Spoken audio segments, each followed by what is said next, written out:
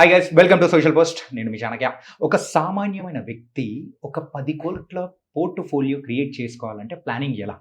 మరి అలా క్రియేట్ చేసుకోవాలంటే మనము ఎంత ఫైనాన్షియల్ డిసిప్లిన్ అనేది కూడా ఉండాలి అనే దాని గురించి చెప్పడానికి ఇప్పుడు మనతో పాటు కూడా బి గిరిబాబు గారు ఉన్నారు. ఆయన amphi registered mutual fund distributor. మరి ఆయనతో మాట్లాడదాం.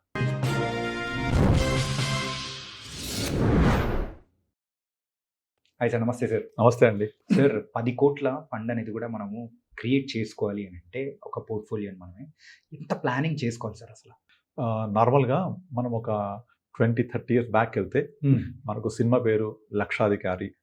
సినిమాలలో ₹1,00,000 గురించి మాట్లాడుతుండేవాళ్ళు 30 ఇయర్స్ బ్యాక్ కదా. 'లక్షాధికారి' లక్ష అంటే అప్పుడు వెరీ బిగ్ అమౌంట్. అంతకుముందు ఇంకా 'సంసారం ఒక చదరంగం' సినిమాలలో దాంట్లో నా నెల జీతం 2,500 వస్తుంది, మీ అందరికి ఇస్తున్నా అని చెప్పేవాళ్ళు. 2,500, 4,000, 5,000 ఇస్ ఎ బిగ్ మనీ ఆ టైంలో. ఇప్పుడు వచ్చేప్పటికి అసలు 'లక్షాధికారి' ₹1,000 విలువ లేకుండా పోయింది. ఇప్పుడంతా కోటీశ్వరుడు గురించి మాట్లాడుతున్నారు కదా. అయితే ఇక్కడ కోటీశ్వరుడు, నేను ఒక ₹1,00,00,000, 5 కోట్లు, 10 కోట్లు, దీని గురించి మాట్లాడితే మనం ఎప్పుడైతే 30 ఇయర్స్ బ్యాక్ 'లక్షాధికారి' అంటే పెద్ద ఫిగర్ అనుకున్నామో, ఇవాళ కోటీశ్వరుడు అంటే కూడా ఒక నార్మల్ ఫిగర్ అయిపోయింది. ఈ కోటీశ్వరుడు అనే ఒక ఫినామినా ఏదైతే ఉందో అది 2 రకాలుగా చూడొచ్చు మనం. ఇప్పుడు మీరు నార్మల్గా లైక్ పల్లెటూరులోకి వెళ్ళినా లేదా ఎక్కడైనా చాలా పెద్ద పెద్ద పేరున్న కుటుంబాలు చూస్తే వాళ్ళ ఆస్తులు మొత్తం కోట్లల్లో ఉంటాయి. కానీ ఏ రూపంలో ఉంటాయి అవి? మొత్తం ఆస్తుల రూపంలో. Exactly, asset rich. ఈ అసెట్స్ ఎలా ఉంటాయి? ఒక 10 ఎకరాల మాగాణి, పెద్ద బంగ్లా, బిల్డింగ్లు, స్థలాలు, పొలాలు, ఈ రూపంలో అది ఒక్కొక్క ఎకరం 2 కోట్లు, ₹1,00,00,000 చేయడం, దాని మొత్తం వాల్యూ 10 కోట్లు ఉంటుంది. అలా ఆస్తి రూపంలో 10 కోట్లు ఉంటే ఉన్నారు, బోల్డ్ మంది ఉన్నారు. ఈవెన్ హైదరాబాద్లో కూడా చాలామంది, మా ఊర్లో నాకు 10 ఎకరాల స్థలం ఉంది, పొలం ఉంది, ఆ పొలం మేము కౌలుకి ఇచ్చాము, వాల్యూ వచ్చేసి ఎకరం 50 లక్షలు, ₹1,00,00,000 ఇట్లా చెప్తూ ఉంటారు. కానీ ఎప్పుడైనా నేను ఒక 10 కోట్ల రూపాయల ఆస్తి పరుణ్ణి, నేను ఒక కోటీశ్వరుడు అనే ఫీలింగ్ ఉంటుందా వాళ్ళకు? ఉండదు. ఎందుకని? అది కూడా ₹1,00,00,000గా, అది కూడా కోటీశ్వరులే కదా వాళ్ళు కూడా. ఎందుకుండదు అంటే మనము ఒక 30 ఇయర్స్ క్రితంతో మాట్లాడుకున్నాం 'లక్షాధికారి' ఇంపార్టెన్స్. ఇవాళ దాటి వచ్చేసాం. ఇక్కడ వచ్చేప్పటికి ఉమ్మడి కుటుంబాలు అన్ని చిన్న భిన్నం అయిపోయినాయి. మొత్తం అంతా కూడా చిన్న కమతాలు అయిపోయాయి. స్మాల్ హోల్డింగ్స్, తర్వాత ఫ్యామిలీస్ అన్ని కూడా చిన్నగా అయిపోయాయి, అర్బనైజేషన్ అవ్వడము. సో వీళ్ళందరూ వచ్చిన తర్వాత ఇప్పుడు అసెట్ రిచ్ కాదు, క్యాష్ రిచ్ అనే ఫీలింగ్ వచ్చేసింది. Okay, asset rich, cash poor ఉంటారు చాలామంది ఈ సోకాల్డ్ కోటీశ్వర్లంతా, ఏది ఆస్తి రూపంలో ఉండేవాళ్ళు. అసెట్ రిచ్, క్యాష్ పూర్కి చాలా తేడా ఉంటుంది. ఒకసారి మీరు గుండె మీద చేసుకొని నా బ్యాంక్ బ్యాలెన్స్ 1 crore ఉంది అని ఫీల్ అవ్వండి, ఎంత హ్యాపీనెస్ ఉంటుంది. ఫుల్ హ్యాపీ కదా. ఇంకేం పని చేయక్కర్లేదు, నేను లైఫ్ లాంగ్ పని చేయకుండా నాకు నెలకు ఒక 9% systematic withdrawal plan or 9% dividend option పెట్టుకుంటే నాకు ఎవ్రీ మంత్ 75,000 వస్తుంది. అలాగే పోర్ట్ఫోలియో పెరుగుతుంటుంది. దీన్ని కొంచెం కొంచెం పెంచుకుంటూ వెళ్ళొచ్చు, ఒక 5 ఇయర్స్కి 6 ఇయర్స్కి ఒకసారి, బికాస్ పోర్ట్ఫోలియో పెరుగుద్ది కాబట్టి. అలా ప్రాపర్ ప్లాన్ చేసుకుంటే జీవితంతో హ్యాపీగా బతికేయచ్చు. కానీ ₹1,00,00,000 అంటే నాకు లయబిలిటీస్, రెస్పాన్సిబిలిటీస్ సరిపోగా ఉంటాయి కదా, ఇంకా అప్పుడు సరిపోవు కాబట్టి ఈ 10 కోట్లు అనే కాన్సెప్ట్ వచ్చింది. అయితే ఈ 10 కోట్లు అనే కాన్సెప్ట్కి నా దగ్గర స్థలాలు, పొలాలు ద్వారా కాకుండా ఒక లిక్విడ్ మనీగా ఫినాన్షియల్ అసెట్ బిల్డ్ చేసుకుంటే we can create fantastic life అని చెప్పొచ్చు. దీనికోసం మనం పెద్దగా ఏం కష్టపడక్కర్లేదు. నేను చాలాసార్లు చెప్తూ ఉంటాను రూల్ 15 అని. Rule 15 says that if you invest 15,000 per month, 15 years period, 15% return generate చేస్తే మనకు ఎగ్జాక్ట్లీ ఆఫ్టర్ 15th ఇయర్ ఇది 1 crore ఉంటుంది. ఓకే, అయితే చాలా మందికి ఎక్కడైనా సరే ఫైనాన్షియల్ ప్లానింగ్లో మాట్లాడేటప్పుడు ఇది మామూలుగా చెప్తూ ఉంటారు. Rule 15 says 15,000 15 years 15%, 1 crore. ఇంత సింపుల్గా ఉంది కదా. కానీ గత 15 ఇయర్స్లో Indian stock market Hess generated more than 15% CAGR, Nifty, Sensex average తీసుకుంటే మోర్ దెన్ 15%. అండ్ 15 ఇయర్స్ క్రితము నెలకు 15,000 పెట్టే కెపాసిటీ చాలా మందికి ఉండింది కదా. 15 సంవత్సరాలు టైం అయింది, మార్కెట్ ఇచ్చింది, 15,000 పెట్టే కెపాసిటీ ఉంది. కానీ ఎంతమంది కోటీశ్వర అయ్యారు ఇక్కడ? ఒక్కరెవరు. ఎందుకంటే ఆ విజన్ ఉండదు, ఆ కన్విక్షన్ ఉండదు. నేను 15 సంవత్సరాలు ట్రావెల్ చేసి 15 సంవత్సరాల తర్వాత 15,000 పెట్టుకుంటూ వెళితే నా పోర్ట్ఫోలియో 1 crore అవుద్ది అనే ఒక విజన్, కన్విక్షన్, నమ్మకం ఉండదు. కానీ ఇదంతా 10 ఏళ్ళ క్రితం నిజమే. అది మార్కెట్ గురించి ఎవరికి అంత విజన్ లేదు, అవగాహన లేదు అనుకోవచ్చు. కానీ ఇప్పుడు మనం 2026కి వచ్చేసాము. ఇప్పుడు నుంచి అంతా కూడా ఫినాన్షియల్ మార్కెట్స్ చాలా మెచ్యూర్డ్గా ఇవాల్వ్ అవుతున్నాయి. సెబీ కూడా ఎప్పటికప్పుడు చాలా గట్టి చర్యలు తీసుకుంటుంది, ఎటువంటి లూప్ హోల్స్ లేకుండా. And economy is also expanding a lot. ఇప్పుడు ఇండియా 2014కి ముందు we're not even 1 trillion economy. Today we're 4 trillion economy, aiming for 40-50 trillion economy by 2047 Viksit Bharat. మన హానరబుల్ ప్రైమ్ మినిస్టర్ వ్యూ, అది విజన్ అది. సో అలా వెళ్తున్నామంటే, ఎకానమీ ఎక్స్పాండ్ అవుతుందంటే, జీడిపి గ్రో అవుతుందంటే ఆటోమేటిక్గా మార్కెట్స్ పెరుగుతాయి. సో ఈ 12-15% అనేది it's a long term visionary ఉన్న ప్రతి ఒక్కళ్ళు అచీవ్ చేసేయచ్చు. సో దీనికి 15 1 crore కదా. ఇంకొక చిన్న పాయింట్ యాడ్ చేయాలి దానికి. 15 30 15,000 per month, 15% return anticipatory, 30 years period పెంచుకోవాలి. Exactly portfolio will be 10.5 crore. కదా, ఇంత సింపుల్గా అయిపోయింది కదా. అంటే 15 సంవత్సరాల బదులు ఇంకొక 15 సంవత్సరాలు యాడ్ చేస్తే 10.5 crore అవుతుంది. అంటే పవర్ ఆఫ్ కాంపౌండింగ్ ఎలా వర్క్ చేస్తుంది అంటే, మొదటి 15 సంవత్సరాలలో 1 crore వస్తే రెండో 15 సంవత్సరాలలో 9.5 crore వస్తుంది. Exactly 10.5 crore. సో నెక్స్ట్ వెంటనే కామెంట్స్ పెడతారు, 15% వస్తుందా, ఏ ఫండ్స్లో పెట్టాలి ఏంటి అనేది. ఒక ఫండ్లో పెట్టి కూర్చోవడం కాదు.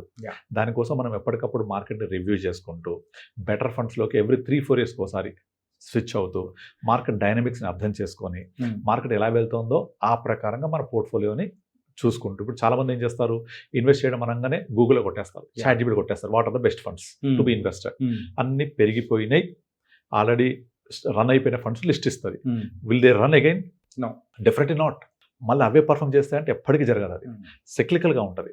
అండ్ మార్కెట్స్ చాలా డైనమిక్స్ మారిపోతున్నాయి. ఒకప్పుడు 15 ఏళ్ల క్రితం ఉన్న Sensex, Nifty market valuations growth story next 15 years మారిపోతుంది. సైకిల్స్ మారిపోతూ ఉంటాయి. అండ్ ఇప్పుడు ఇంకేం జరుగుతుందంటే మార్కెట్లో ఈ సైకిల్స్ కూడా ష్రింక్ అవుతున్నాయి బాగా. అంటే ఒకప్పుడు మీరు ఇన్ఫ్రా సైకిల్ తీసుకుంటే 4-5 years నడిచేది. తర్వాత పిహెచ్యు సైకిల్ ఒక 4-5 years, బ్యాంకింగ్ సైకిల్ ఒక 4-5 years. ఇప్పుడు లేదు అట్లా. ఒక 1.5-2 yearsకే సైకిల్ మొత్తం కంప్లీట్ చేంజ్ అవుతుంది. దాన్ని అర్థం చేసుకొని మార్కెట్ సైకిల్స్తో మనం ట్రావెల్ చేయాలి. అంతేగాని ఒక ఫ్లెక్సీ క్యాప్, ఒక పాపులర్ ఫ్లెక్సీ క్యాప్, ఒక స్మాల్ క్యాప్, ఒక పాపులర్ స్మాల్ క్యాప్, ఒక పాపులర్ మిడ్ క్యాప్ పెట్టుకుంటే ఇప్పుడు మీరు ల్యాండ్ కొన్నప్పుడు ఏం చేస్తారు, ఆల్రెడీ పెరిగిపోయిన మంచి గచ్చిబౌలి లేకపోతే హైటెక్ సిటీ, కొండాపు లాంటి ఏరియాలు కొంటారా, అవుట్స్కట్స్కి వెళ్తారా? అవుట్స్కట్స్కి వెళ్తారు. ఎందుకు? అక్కడ ఆల్రెడీ కాస్ట్లీ, మళ్ళీ గ్రోత్ అనేది చెప్పలేం. You will get small quantity of land. అప్పుడు మీకు గ్రోత్ వచ్చినా కనిపించదు. కొంచెం అవుట్స్కట్స్కి వెళ్ళి ప్రాస్పెక్టివ్ ఎక్కువ ఉంటే డెఫినెట్లీ ఎక్కువ వస్తుంది కదా. సో అలాగే చేయాలి మనం. అలా అని చిన్న ఫండ్స్ అని చెప్పట్లేదు ఇక్కడ. ప్రాస్పెక్ట్కి అవకాశం ఉన్న పోర్ట్ఫోలియో, అందులో ఏం స్టాక్స్ ఉన్నాయి, వీళ్ళ same stocks will run or not. Existing portfolio ఉంది అంటే ఓకే, కానీ అక్కడికి లెథార్జిక్ అయిపోతాయి. అవి లెథార్జిక్ అయిపోయి ఇక మూవడం కష్టమవుతుంది. సో మనము ఏ ఫండ్స్లో వెళ్ళడానికి ఛాన్స్ ఉంది, పోర్ట్ఫోలియో ఎలా ఉంది, దాంట్లో స్టాక్స్ ఏమున్నాయి, ఇప్పుడు అవన్నీ మార్కెట్కి ఎలా ఉంది, దాని పీఈ రేషియో ఎలా ఉంది. ఎప్పటికప్పుడు పీఈ రీరేట్ అవుతూ ఉంటుంది మార్కెట్లో. రీరేట్ అయ్యి కొత్త వాల్యుయేషన్స్ క్రియేట్ చేస్తూ ఉంటుంది. ఇది అండర్స్టాండ్ చేసుకొని మనము ఒక 3-4 years ఒకసారి డెఫినెట్లీ ఏదైతే అండర్ పర్ఫార్మెన్స్ ఉంటాయో మార్చేయడం, పర్ఫార్మెన్స్ దాంట్లోకి వెళ్ళడం, అలా చేసుకుంటూ వెళ్తే మీరు ఈ 10 crores అనే పోర్ట్ఫోలియోని జస్ట్ లైక్ దట్ అచీవ్ అయిపోవచ్చు. కానీ ఇక్కడ ఇచ్చే టైం ఎంత? 30 years. ఆ 30 years టైం లేకుండా జరగదు. అలా కాదు, నాకు ఇంకా తొందరగా కావాలి అంటే ఇంకొక పని చేయొచ్చు, step up option. Step up అంటే మీరు కనుక ఆ 30 years పాటు, ఇప్పుడు నాకు ఇవాళ నేను 15,000 కట్టగలిగే కెపాసిటీ ఉంటే నేను ఒక 4-5 yearsకి పెరుగుద్దిగా నా కెపాసిటీ, మళ్ళీ ఇంకో 4-5 yearsకి మళ్ళీ పెరుగుద్ది కదా. అప్పుడు 15ని ప్రతి ఇయర్కి ఒక 5% పెంచుకుంటూ, ఓ 5 yearsకి ఒకసారి దాన్ని 10% పెంచుకుంటూ, అలా అప్పుడప్పుడు టాప్అప్ చేసుకుంటూ వెళ్తే 30 years అక్కర్లేదు, మనం 20 years లోపలే అచీవ్ అయిపోవచ్చు. దానికి కారణం ఏంటంటే ఇక్కడ ఇదంతా కూడా బిగినింగ్ టైంలో చేయాలి ఇన్వెస్ట్మెంట్స్ ఎక్కువ. ఎందుకంటే ద ఫస్ట్ మంత్ పెట్టే investment is going to stay for 30 years. Second month పెట్టేది 29 years, 11 months ఉంటుంది మార్కెట్లో. సో ఆ స్టే ఇన్వెస్టెడ్ అనేది ఎంత ఎక్కువ ఉంటే అంత ఎక్కువ కాంపౌండింగ్ చేస్తుంది. ఈ ఇన్వెస్ట్మెంట్స్ అంతా మీరు లాస్ట్లో పెడితే కాంపౌండింగ్కి టైం ఎక్కువ ఉండదు అక్కడ. సో స్టార్టింగ్ పీరియడ్లో, అంటే యంగ్స్టర్స్కి చెప్తున్నా ముఖ్యంగా, ఎవరైతే కొత్తగా జాబ్ వచ్చింది, కొత్తగా వాళ్ళకు కెరియర్ బిగినింగ్ అయింది. ఇప్పుడు మనం ఐటీ ఇండస్ట్రీ తీసుకుంటే ఎవరు కూడా ఒక ఐటీ ఇండస్ట్రీస్ రిటైర్మెంట్ అంటే ఏ ఏజ్ చెప్తారు? 60 చెప్పరు కదా వాళ్ళు. జనరల్ ఐటీ వాళ్ళు చెప్పరు. 45-50 మ్యాక్స్. 50 తర్వాత కష్టం. ఎందుకంటే 50 తర్వాత వాళ్ళు కొద్దిగా ఓల్డ్ అయ్యేసరికి కంపెనీస్ కూడా కాస్ట్ కటింగ్ చేసినప్పుడు, హై రేంజ్ సాలరీస్ని కట్ చేసినప్పుడు ఫస్ట్ వీళ్ళ మీద వేటు పడుతుంది. కనుక 50 yearsకి నా కెరియర్ ఎండ్ అయిపోతే నా పోస్ట్ 50 రిటైర్మెంట్ లైఫ్ అంటాం దాన్ని. అది సాఫీగా సాగిపోవాలంటే నేను బై 50 కల్లా ఈ 10 crores అచీవ్ అవ్వాలి.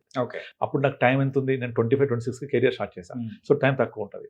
అప్పుడు జనరల్గా ఈ రోజుల్లో మినిమం శాలరీ ఐటీలో అంటే, లేదా ఎనీ డిపార్ట్మెంట్ ఓ 50-60 స్టార్ట్ అయింది కదా. అప్పుడు మీరు ఒక ఎస్ఐపి కనీసం ఒక 6,000-7,000తో స్టార్ట్ చేయండి, ఆర్ 10,000 స్టార్ట్ చేయండి. మెల్లమెల్లగా పెంచుకుంటూ పోండి. మొదట్లో తగ్గినాయి, తర్వాత కవర్ చేయండి, బోనస్ యాడ్ చేయండి. ఈ అన్నెసరీ ఎక్స్పెన్సెస్ తగ్గించాలి. ఈ గ్యాడ్జెట్స్ మీద కొనడము, స్పెండింగ్, ఇవన్నీ ఏంటంటే గ్యాడ్జెట్స్ ఇలాంటివి మానసిక ఆనందం ఇస్తాయి, నో డౌట్. దానికోసం 80% అలొకేట్ చేసుకోవాలి మన సాలరీలో, 20% ఫర్ ద ఫ్యూచర్. అలా మీరు టైం తగ్గించుకుంటే ఈ 10 crores అనే ఫినామినా మీరు 30 ఇయర్స్ బదులు ఇంకా ముందుగా అచీవ్ ముందుగానే కనుక ఇది విజన్ ఉండి కన్విక్షన్ ఉంటే it's not at all a big deal, okay. ఈజీగా చేసేయచ్చు. టిల్ నౌ నేను ఒక 48 మెంబర్స్ని కరోడ్పతిని చేశాను లాస్ట్ 10-15 ఇయర్స్లో. నేను 2015లో I started my career as a independent mutual fund distributor. ఇప్పుడు నేను 400 crores హ్యాండిల్ చేస్తాను. అందులో 48 clients have crossed more than 1.5 crore. అందులో ఒక 5 people మోర్ దెన్ 5 crores ఉన్నారు. సో నా next 4-5 years I have to make at least 100 people more than 1-2 crores. వాళ్ళ feeling చూస్తుంటే మామూలుగా ఉండదు అసలు. ఇంకా వాళ్ళకు 2 crores వచ్చింది అనుకోండి, మొదటి 1 crore కష్టం, తర్వాత 2nd crore 3rd crore అదే ఆటోమేటిక్గా వచ్చేస్తుంటుంది. ఇప్పుడు నేను నా ఫస్ట్ 100 crores నేను 7 years అచీవ్ అయ్యాను నా AUMలో. సెకండ్ 100 crores 2 years, అండ్ తర్వాత 100 crores around less than 1 year. Last 4th 100 crore 9 months. So అట్లా తగ్గిపోతూ ఉంటుంది అనమాట. సో మనం కూడా ఈ ఫస్ట్ 1 crore కష్టపడాలి. ఇక తర్వాత అదే 2nd crore 3rd crore create చేస్తూనే ఉంటుంది. అందుకని రూల్ 15లో 15 yearsకి 1 crore వస్తే సెకండ్ 15 yearsలో 9.5 crore యాడ్ అయిపోద్ది. 10 crores ప్లస్ ఉంటుంది. ఇక్కడ 15% రాకపోయినా పర్వాలేదు, నీకు విజన్ కరెక్ట్గా ఉంటే ఒక టైం ఎక్కువ అవుతుంది అంతే, ఒక 1 year 2 years extra. So stay invested, keep invested, it's cake walk, we can do that. నేను చెప్పినంత ఈజీగా చేయొచ్చు, కానీ విజన్ అండ్ కన్సిస్టెన్సీ, కన్విక్షన్ జరుగుద్దని నమ్మకం. Thank you so much sir.